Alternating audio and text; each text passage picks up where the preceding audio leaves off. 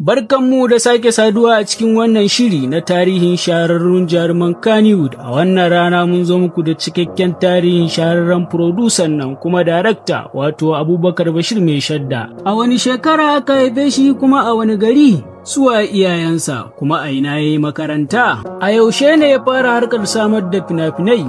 Bayan aikinsa na furodusa yana da wata sana'ar ce kuma a wani shekara ya yi aure kuma ‘ya'yansa nawa? Yawan tattalin arzikinsa award guda nawa ya samu girmamawa da kuma nasarorin da ya samu a cikin Kannywood. Don haka ku biyo mu a cikin wannan shiri don jin cikakken tarihinsa. Da farko wane ne Mai Shadda? Abubakar Bashir Mai Shadda, wanda ake masa lakabi da sarkin box office, shahararren furodusa ne kuma darakta wanda aka haifa ranar 2 ga watan Agus 1988 a unguwar Dandishe, Dala Local Government a jihar Kano, Najeriya. Sunan mahaifinsa Bashir Abdulkarim Mai Shadda, sunan mahaifiyarsa kuma Safiya Sani Na'ibi, kuma ya taso ne a Gadon Kaya da ke Gwale Local Government. Ya fara makaranta ne a Shukura International Nursery and Primary School, daga baya koma S Academy, kuma ya kammala karatun sakandarensa ne a Sheikh Bashir Al-Rayya School Complex. Bayan haka ne kuma ya karanci Computer Science da kuma Filmmaking a Northwest University da ke Kano. Mai Shadda ya fara aikin fim ne a matsayinsa na producer a 2012 da taimakon Abubakar AS Mai Kwai. Fim ɗinsa na farko shine Ba Girma, wanda ya sake a 2015. Wannan fim ɗin haɗin gwiwa ne tare da Ibrahim Bala. Wannan ya buɗe masa ƙofa ne zuwa cikin sahun gaba a masana'antar Kannywood. Daga nan ne ya kafa kamfaninsa mai suna Mai Shadda Global Resources Limited, wanda ya zama ɗaya daga cikin manyan kamfanonin samar da fina-finai a arewacin Najeriya. Mai Shadda ya samar da fina-finai masu daɗi sama da 50, cikinsu hadda Takanas ta Kano, Daga Murna, Mariya, Mujadala, Hauwa Kulu, Hafiz, Wutar Kara, Ana Dara Ga Dare, The Right Choice, wanda ya sake a 2020.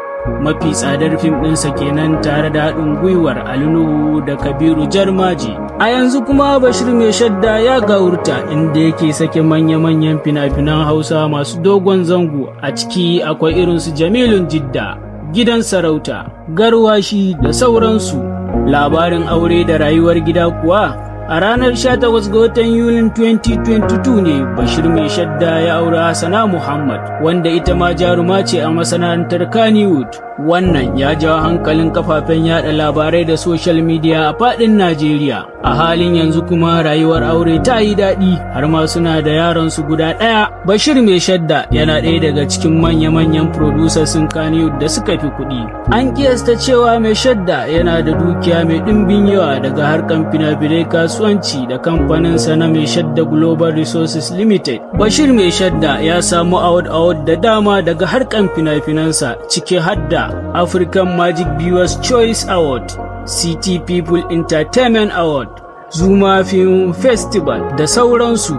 Bashir Mai Shadda ya bar gagarumin tarihi a masana'antar fina-finan Kannywood, wanda za a rinka tunawa da shi na dogon lokaci.